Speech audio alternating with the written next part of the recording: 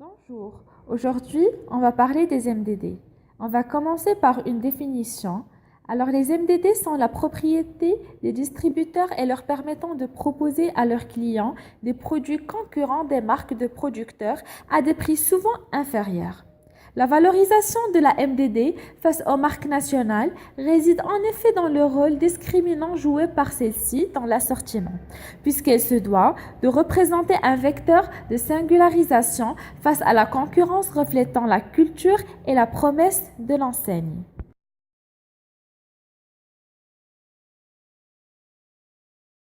On distingue entre deux types de marques de distributeurs. Premièrement, les marques d'enseigne, où le nom de l'enseigne apparaît, sont les plus connues des MDD en ce qu'elles sont les plus utilisées par les distributeurs. On les retrouve sur le plancher des supermarchés sous trois variantes. Les marques copies, qui consistent pour le distributeur à créer une copie conforme des produits des marques nationales. Les marques drapeaux. Les consommateurs associent la marque drapeau à l'enseigne en ce qu'ils ne trouvent pas ces marques à l'extérieur du réseau du distributeur.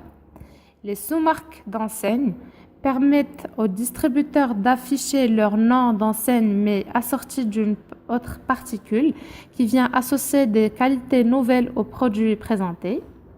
Deuxièmement, la marque propre est une MDD produite par le distributeur de manière autonome et elle est en tout point semblable à la marque nationale, en soustrayant toutefois que c'est le distributeur qui la produit et la distribue.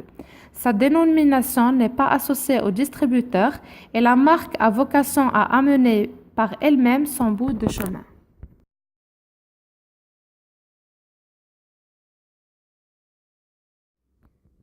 Maintenant, nous allons voir les stratégies des MDD. Une stratégie qualité avec des MDD haut de gamme, lorsque la qualité est équivalente à celle des grandes marques industrielles. Une stratégie prix avec une MDD à qualité inférieure à celle des grandes marques, parfois la stratégie des maxi-discounters. Une stratégie mixte qualité-prix avec des produits de qualité variable selon que la marque est d'enseigne ou bien réservée. Enfin, une stratégie dite opportuniste pour les distributeurs qui lancent une MDD pour contrebalancer le poids d'une marque nationale.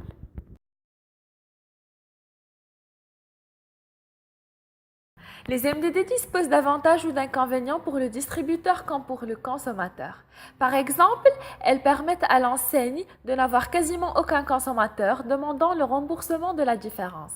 Les magasins voisins d'une autre enseigne ne disposeront pas de ce produit et ceux de la même enseigne auront déjà tenu compte des prix de leur famille, par exemple catalogue de promotion, nouveautés, etc.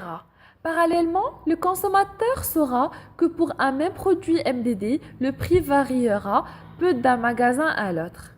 Mais cela force chacun des groupes à utiliser les mêmes promotions, les mêmes cartes de fidélité et les mêmes produits. De son côté, le consommateur tiendra compte du prix moyen du chariot pour choisir s'il reste ou non habitué d'une enseigne.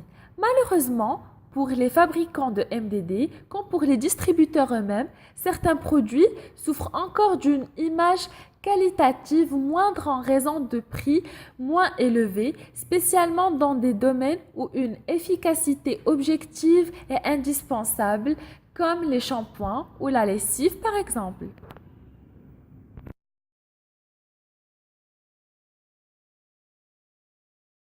Les MDD Carrefour existent depuis plusieurs décennies. En effet, le géant français de la distribution a lancé en 1976 ses produits libres, des produits de tous les jours sans marque et avec un packaging blanc pour attirer l'œil des consommateurs. Désormais, sa gamme s'est élargie et on constate 8 MDD dédiés à l'alimentaire dans ses différents points de vente, Carrefour Drive, hypermarchés, supermarchés et commerces de proximité.